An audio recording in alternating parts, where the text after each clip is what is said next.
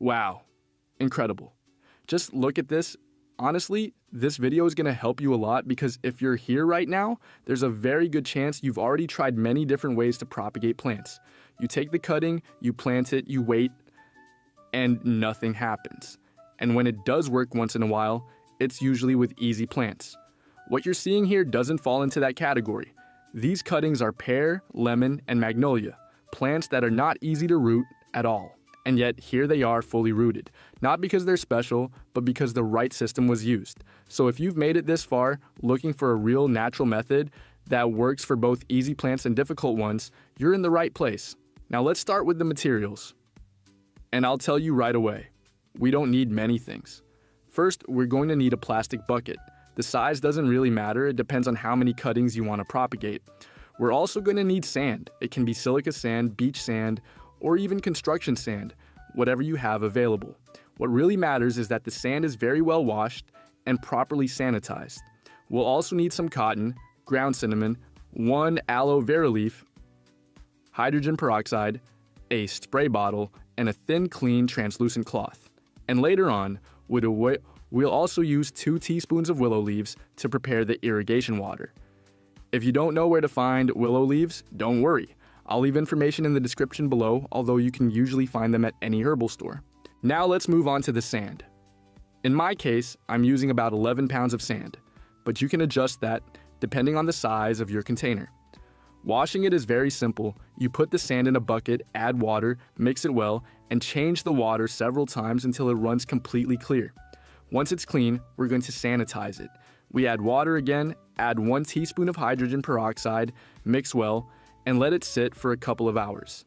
After that time, we drain the water and spread the sand on a clean surface, for example on a new plastic sheet, and leave it in the sun so it finishes drying and sanitizing properly. Now let's move on to the bucket. We're going to make a hole about 1 to 1 1/4 inches from the bottom. It doesn't have to be exact. That hole will be our water level. We place a small piece of cotton over the hole so water can drain out, but the sand stays inside. Once that's done, we add all the sand. The idea is to have about 1 1/4 inches of water at the bottom and about 1.5 to 2 inches of sand above it. Thanks to this setup, the water rises by capillary action, keeping the moisture level ideal at all times. Now we move on to the cuttings. We take cuttings from pear, lemon, and magnolia. We clean them well, remove unnecessary leaves, and get them ready. Then we take an aloe vera leaf and using the gel, we coat all the cut surfaces. Aloe hydrates the cut, provides natural growth hormones, and protects it during the first few days. After that, we apply ground cinnamon to all the cuts. Cinnamon is a very powerful natural antifungal, and it helps prevent rot and fungal problems. Now we place the cuttings into the sand at a depth of about 1 to 1 1/4 inches.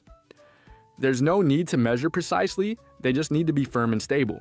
And this is a key moment, because this is where many systems start to fail. Now we're going to prepare the natural fungicide. In 1 quart of water, we add a small pinch of cinnamon, mix it well, and strain the mixture using a coffee filter or a fine cloth. We spray the cuttings and the surrounding area thoroughly. This step may not seem like much, but it prepares everything that comes next. Now we're going to prepare the irrigation water, and in this case, the process is a bit different. I'm using an electric kettle here, but you can do this perfectly with a pot on the stove.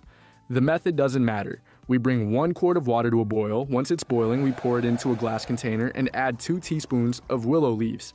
Now we wait. We let the water cool down until it's lukewarm or completely cool. It should not be hot to the touch. Once it's cool, we pour everything through a strainer into another container to remove the leaves. And now, once the liquid is strained, we add 1 teaspoon of hydrogen peroxide, 3% concentration, the same one you keep in your medicine cabinet. We mix it well, and now the water is ready. We water the entire bucket until we see water starting to come out of the drainage hole we made earlier. As soon as the water drains out, we stop. There's no need to add more. Now we cover the bucket with a thin, clean, translucent cloth. We lightly mist the cloth and create a stable microclimate. We place the bucket in an area with no direct sunlight and no wind, because wind can move the cuttings, and that's something we want to avoid.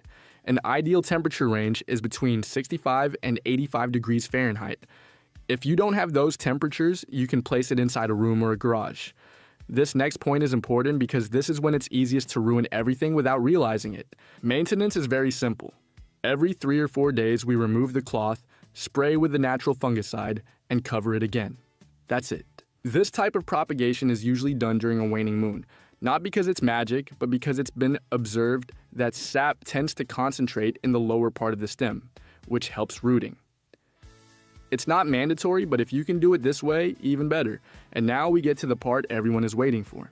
After 6 to 8 weeks, depending on temperature, species, and conditions, this is the result. Fully rooted cuttings with healthy, well-developed roots. This is not something that only works once, and it's not limited to just one type of plant. This method and this format are designed for plants, trees, and fruit trees that are difficult to propagate, that usually refuse to root. And if you're wondering whether this works for other species, the answer is yes. This system can help propagate plants that usually fail with other methods. Once the cuttings are rooted, the next step is simple but important. We move them into a small pot so the plant can gradually adapt to soil. Keep in mind it has been growing in sand and water, so this transition needs to be gentle. You can use a standard potting mix, nothing special is required. We place the cutting, fill the pot, and give it only a light watering, just enough to settle the soil and help the roots make contact. No soaking. From there, we let the plant adapt and start growing. Once the root system is well developed and the plant is strong, we can move it to a larger pot or directly into the ground.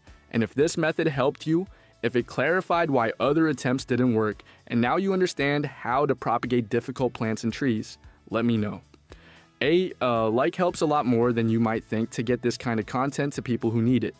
If you have questions or if you want me to try this method with another plant or fruit tree, leave a comment below and we'll take a look. And if you're not subscribed yet, subscribe and turn on the notification bell, because here we keep sharing real natural proven methods so you can stop losing plants and start getting results. See you in the next video.